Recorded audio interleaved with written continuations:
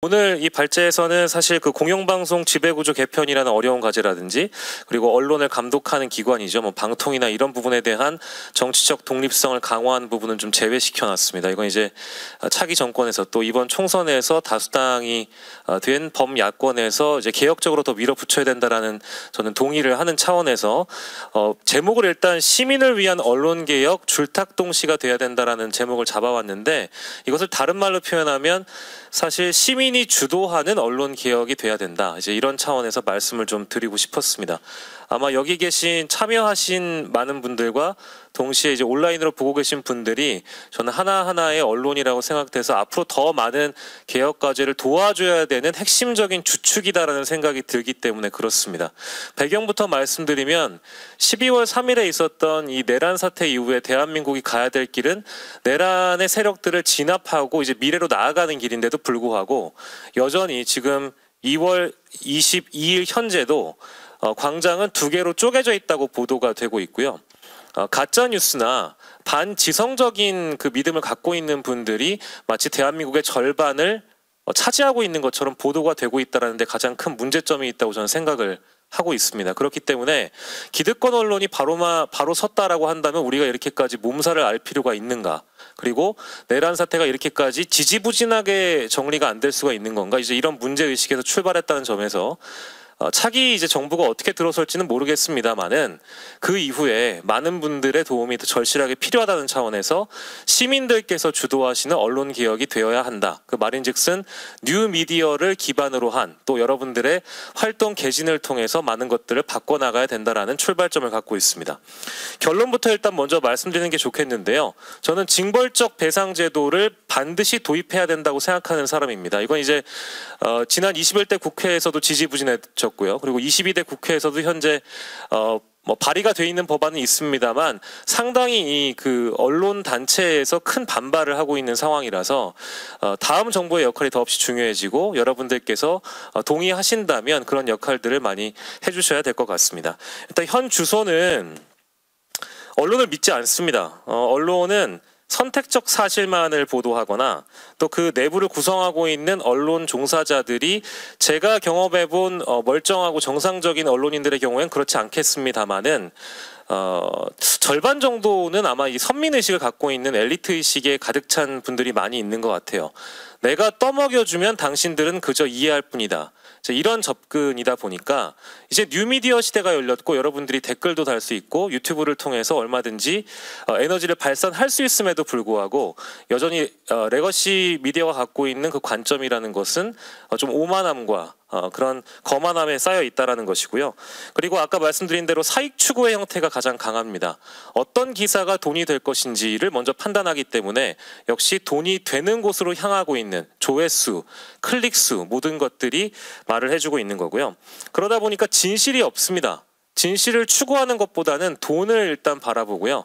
자신들의 기사에 이제 매료되고 있는 반지성주의 집단들을 토대로 해서 기사들을 많이 양산하곤 합니다. 진실 추구는 이제 옛날 일이 돼버렸고요.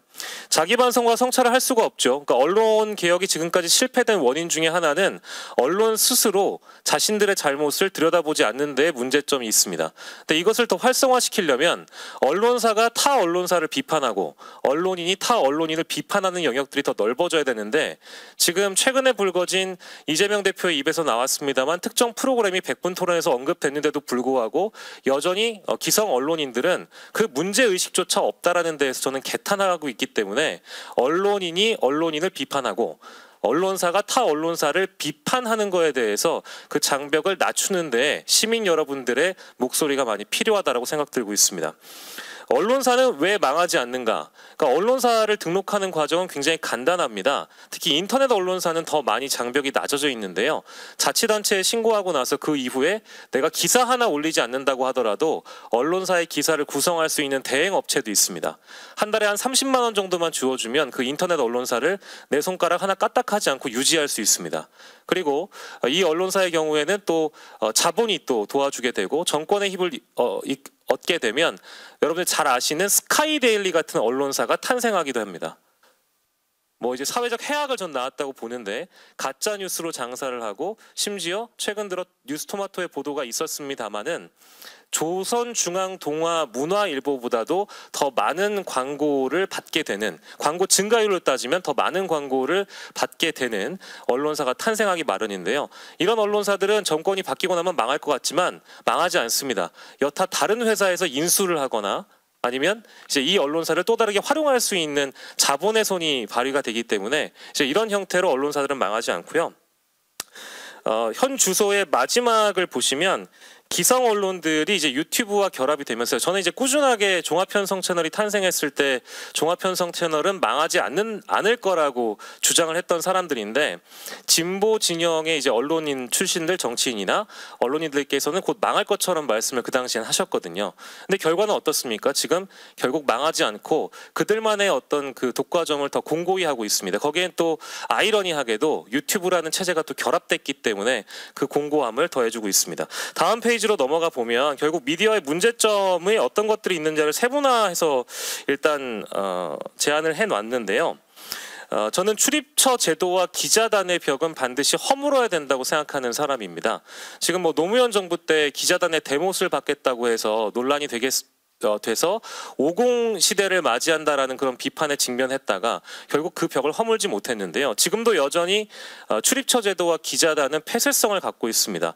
정보 독점권을 갖고 있고요. 그리고 공간의 폐쇄성이 있기 때문에 자신들끼리 패거리 저널리즘, 짬짬이 저널리즘이 가능해진 상황입니다. 그건 어느 부처나 마찬가지인데 여러분들이 뭐 조국 사태 때를 감안해 보시면 법조 기자단의 이 폐쇄성은 다른 부처보다 더 막강한 권력을 갖고 있다라고 보고요. 그리고 검찰과 언론의 공통점이 있는데 검찰이 만약에 기소하지 않으면 유무죄를 판단할 수 없듯이 언론도 선택적 사실만을 거론하게 되면 진실에 다가갈 수 없습니다. 그러니까 언론사 스스로가 이것을 자정한다라고 보기는 어렵고 타 언론사들이 많이 같이 함께 비판해줘야 되고요. 중립적인 언론은 저는 이제 뭐랄까 우리는 중립적인 언론이다라고 주장하는 언론사와 프로그램들 있을 법합니다. 다만 그 외피적인 것은 그럴 수 있는데 내용을 들여다보면 어설픈 양비론으로 진실을 호도하는 경우가 너무 많았다는데 그 문제점이 있습니다. 즉 선택적 사실을 어떤 것은 말하지 않고 어떤 것은 밝히면서 이것이 진실이라고 떠먹여 주려고 하죠. 근데 그것은 알고 보니 진실이 아닌 경우가 너무 허다했다라는 겁니다. 교묘한 편향성을 이제 오히려 갖고 있다라고 보는데 그런 프로그램들이 워낙에 많아진 상황이어서 유튜브를 이제 많이 보시는 이제 시민들이 하나하나 또 비평의 역할을 해주셔야 된다고 보고요. 그 밑에 나와 있는 틀림과 다름의 구분 역시 마찬가지입니다. 특정 언론사를 그냥 언급하려고 하는데요. 제가 최근에 가장 많이 모니터링한 언론사는 지역일보이긴 합니다만 매일신문입니다.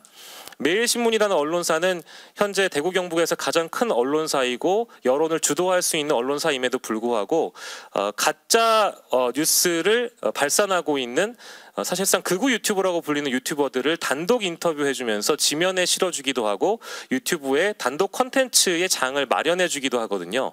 매일신문의 경우에는 이것이 언론사인지 제가 좀 의문이 들 정도로 생각이 많이 들어서 이것은 대국민 사기다. 우리나라가 사기치기 좋은 나라라는 평을 많이 듣는데요. 사기를 치고 나도 중형을 받은 사례가 거의 전무합니다. 언론도 마찬가지로 이런 대국민 사기극을 벌였을 때 제도적으로 법적으로 어떻게 처벌할 수 있는가, 어떠한 책임을 물을 수가 있는가가 필요한데 그것은 제가 아까 처음에 말씀드렸던 대로 징벌적 배상 제도가 필요하다는 말씀을 드리고 싶고요. 그리고 언론 피해자들은 굉장히 많이 양산되는데 주목받지 못하고 있습니다. 이제 언론사 스스로가 자신이 오보하고 과장한 것에 대해서 지면에 아주 작은 부분을 할애해서 이것을 정정한다든지 그 이후에 피해 회복에 대한 노력을 하고 있지 않기 때문에 언론사들 스스로가 혹은 이제 시민 언론이 주도하는 피해자들에 대한 부각, 피해 회복은 어느 정도로 이루어지고 있는지에 대한 저널리즘 구현이 필요하다고 생각되고요.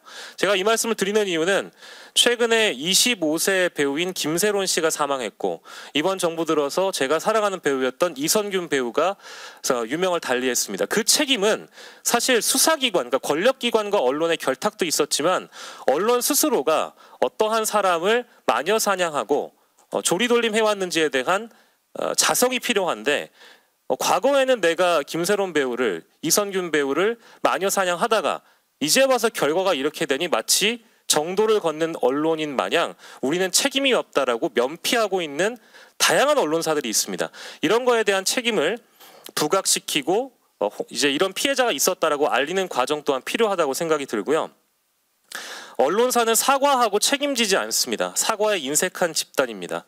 그리고 언론인도 마찬가지인 게 자신이 바이랄 들고 기사를 양산했을 때 자신이 어떤 잘못된 문구를 인용했다라든지 잘못된 사실관계를 보도했을 때 데스킹 기능을 믿고 언론사의 이름으로 이것이 커버된다고 생각하지 않고 자신이 취재한 내용에 대해서는 책임지는 자세가 필요한데, 일견 영국이나 미국의 사례만 든다 하더라도 실제 유명한 칼럼니스트가 논문이나 어떤 개그맨이나 어떤 학자의 발언을 잘못 인용했다가 그것이 자신의 논조에 인용되는 부분이기 때문에 그것을 약간 각색해서 집어넣었다가 바로 언론사에서 해고된 사례도 부지기수입니다. 그런데 우리는 가짜뉴스가 만들어졌을 때 기자에 대한 책임을 언론사 스스로가 묻지 않거든요.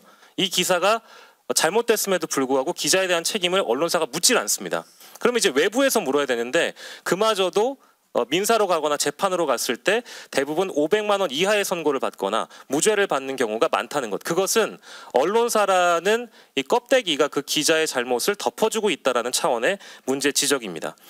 마지막으로 이제 사익 집단으로 전락했고 자본에 종속됐다라는 표현을 일단 달아놨는데요. 이 말씀은 아까 자본주의화되고 있는 언론에 대한 경계심을 가져야 된다 정도로 일축하겠습니다. 예, 15분 발제여가지고요. 좀 시간이 부족하긴 한데, 그러면 일단은 아까 처음에 결론을 그대로 일단 반복을 하자면 기자실은 개방돼야 됩니다. 출입처 제도는 저는 폐지하는 것이 옳다고 생각합니다. 물론 큰 회사들이 정치부, 사회부 나눠서 회사의 취재 부서를 운영하긴 합니다만은 미국의 사례를 보더라도 어떠한 독립적인 기자가 취재를 할 때 뭐 국방부라든지 국무부라든지 뭐 기타 부처 출입이 하루 전에만 신청해도 자유롭게 브리핑룸을 오갈 수 있는 그런 제도를 운영하고 있는데, 우리도 기자실을 폐쇄하고 브리핑룸을 운영하는 것이 훨씬 더 낫다.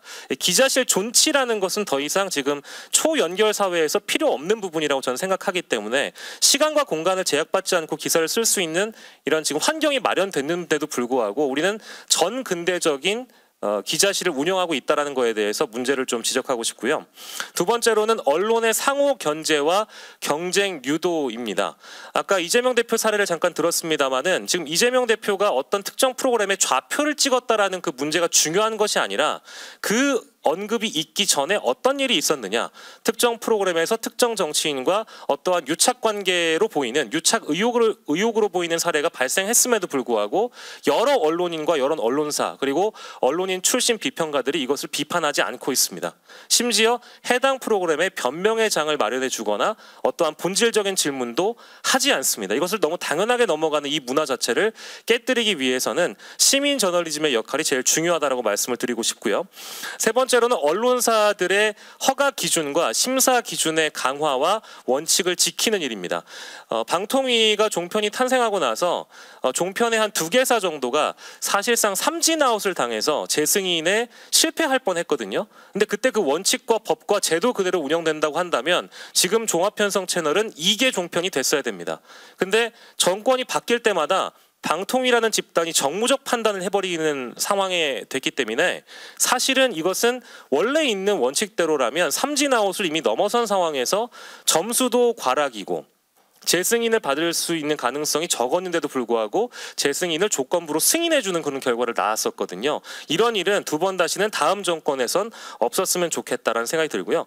다음은 징벌적 손해배상제 적극 도입인데, 이것은 영어로는 punitive damage라는 표현을 씁니다. 그러니까 불법 행위에 대한 처벌이자 예방적 조치로서의 처벌인데, 이것을 함으로 인해서 두 번 다시는 이런 오보, 되돌릴 수 없는 피해를 양산하는 오보를 막는 제도이기 때문에 언론단체에서는 이제 너무 언론의 자율성이나 기자들의 취재 자율성을 침해한다라는 요건을 들었습니다마는 이 세부적으로 디테일하게 시스템을 잘 마련하고 그 뒤에 책임을 묻는 과정이 가령 법원에서 판사 개개인들이 판단하는 것이 아니라 국민 심판으로, 국민 주권 심판으로 우리가 좀 이루어진다라고 한다면, 시민 참여 재판으로 이루어진다라고 한다면 저는 좀 그 부작용을 덜하게 좀 덜어낼 수 있다는 생각이 들거든요.